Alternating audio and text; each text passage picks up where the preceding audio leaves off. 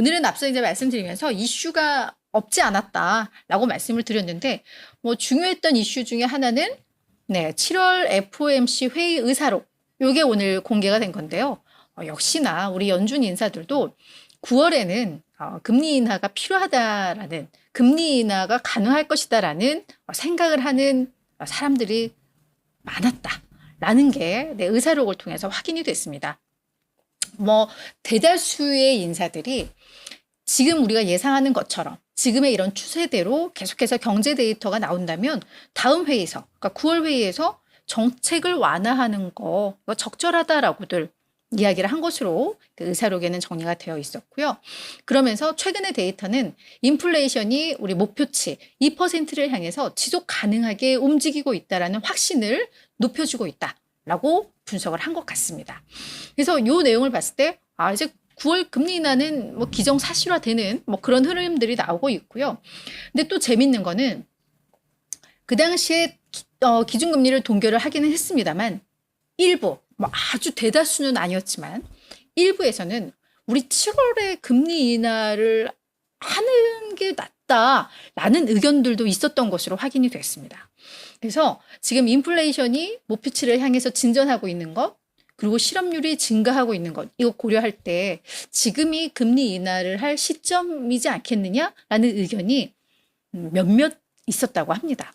다만 이제 이게 대다수의 의견은 아니었기 때문에 동결로 갔고 이제 9월로 미룬 것 같은데, 이런 분위기들이 감지되니까 이제 시장에서는 그래, 9월 기준금리 인하는 거의 기정사실하고 이게 25냐 50이냐에 대해서 이제 시장에서는 좀 의견들이 나뉘는 그런 분위기인 것 같아요.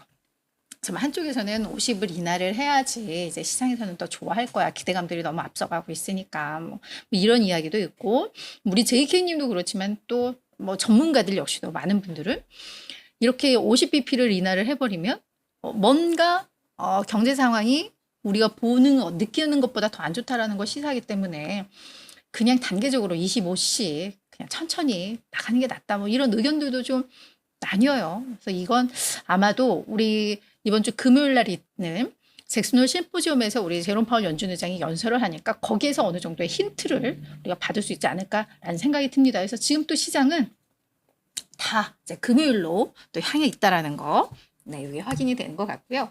그리고 왜 이제 뭐 또 50bp 뭐 이런 얘기가 조금씩 고개를 드느냐 하면, 신규 일자리가 우리가 이제 매월 봐요. 고용보고서를 보면서 신규 일자리가 얼만큼 늘었고 이걸 보는데, 당초에 이렇게 우리가 봤던 데이터들보다 실제로는 한 81만 건이 더 적었던 것으로 최종 확인이 됐습니다.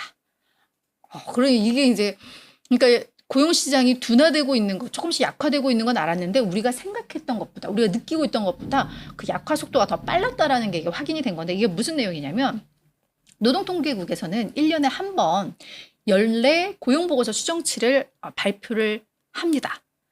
그러니까 미국 같은 경우에는 회계결산 연도가 그 월이 3월이잖아요. 그러니까 2023년 4월부터 해서 2024년 3월까지 요걸 이제 집계한 거를 내는데, 이거는 이제 그동 매월 발표하는 내용보다 조금 더 정확도가 높습니다.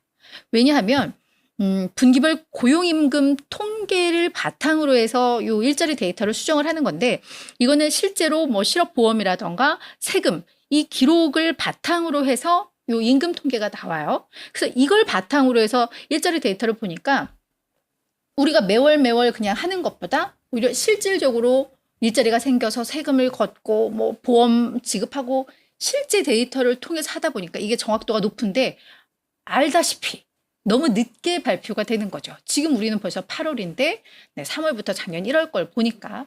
다만 이제 여기에 있어서 우리가 지금 느끼고 있는 것들, 이게 예상보다 조금 더 덜, 지금 이렇게 막 뜨겁다고 생각했던 게 덜 뜨거울 수도 있고, 뭐 이런 게 이제 확인이 오히려 된다라는 건데, 지금 1년 동안 그동안 발표됐던 것들을 막 더했으면 한 290만 개의 신규 일자리가 생겼던 것 같아요. 근데 이것보다 이제 실질적으로 이거를 통해서 보니까 81만 8천 개가 더 적었더라. 그러니까 30%가 우리가 더 많게 알고 있었던 거죠. 근데 이제 여기에서 중요한 건 저렇게 되면 이제 뭔가 충격이에요. 그럼 고용 시장이 생각보다 더 빨리 냉각되고 있고 안 좋은 거 아니야? 라고 하는데, 자, 그러면 저 290만 개보다 한 82만 개가 줄었으니까 한 200만 개 조금 넘었겠죠. 그죠? 그래서 월 평균으로 이거를 따져보면 신규 일자리가 당초에 우리가 알던 거는 한 24만 2천 건이었는데 이거 조정하고 나니까 17만 4천 건이야.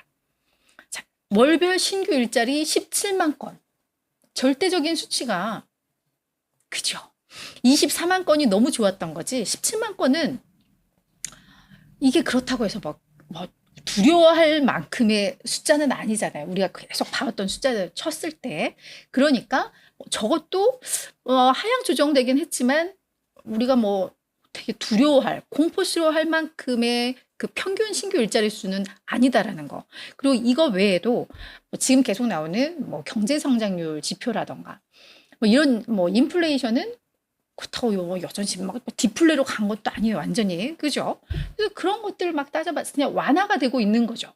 약화되고 있고. 그래서 그런 걸 따져봤을 때 경기에 대해서 크게 우려할 수준은 아니다라는 분석들, 이것들을 이제 경제학자들이 많이 합니다. 다만 이제 이게 시사하는 건, 그래, 그 고용시장이 우리가 예상했던 것보다 그 약화되는 속도가 조금 더 빠르게 진행되고 있다 정도이지, 이걸로 경제에 대한 어떤 기준이 달라졌거나 이 정도는 아니다라고 해석들을 좀 하는 것 같아요. 다만 금리 인하 속도는, 그 폭은 더 좀 빨라질 수도 커질 수도 있겠다라는 해석들은 좀 나오고 있습니다. 그래서 오늘 이것도 상당히 좀 시장에서 주의 깊게 봤던 데이터였다. 이렇게 또 정리가 될 것 같고요. 자, 마지막 하나의 뉴스는 이제 기업 뉴스인데요. 이걸 넣을까 말까 하다가 넣습니다. 네, 포드가 오늘 전기차 전략을 또 변경한 내용들을 공개를 해서 이거를 오늘 또 정리를 해봤는데요. 지금 아마 테네시주에서 신규 전기차 공장을 건설 중인 것 같은데, 여기에서 원래 전기 픽업 트럭을 내년부터 생산할 거다라고 했었는데 요걸 이제 연기하겠다. 약 2027년으로 요걸 연기를 한 것 같아요.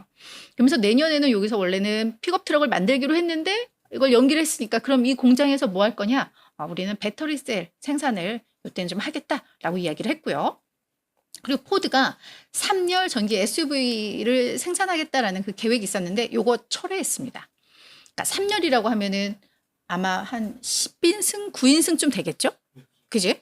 그러니까 약간 더 대형의 SUV 차량을 생산하려고 했던 걸 철회를 했고, 그러면 이제 다 이것저것 철회하면 뭐 할 건데 했더니 하이브리드 모델과 전기 상용차, 그러니까 상업용 밴, 여기에 조금 더 우리가 우선순위를 둘 거야 당분간은 이라고 이야기를 했죠. 그래서 이제 이런 전략 변화로 인해서 뭐 감가상각 등 이런 비현금 비용이 한 4억 달러 정도 발생을 할 거고, 이거 외에도 추가 비용이 발생할 수는 있어. 뭔가 전략을 바꾸면 그에 따른 비용들이 들 수밖에 없으니까요. 근데 그럼에도 불구하고 우리가 왜 전략을 바꿨느냐? 자본의 어떤 효율성과 수익성을 높여서 궁극적으로는 전기차 사업을 더욱더 발전시키기 위한 것이야 라고 이야기는 했어요. 근데 이 내용 전해졌는데 포드 주가는 오히려 한 1.6% 올랐습니다.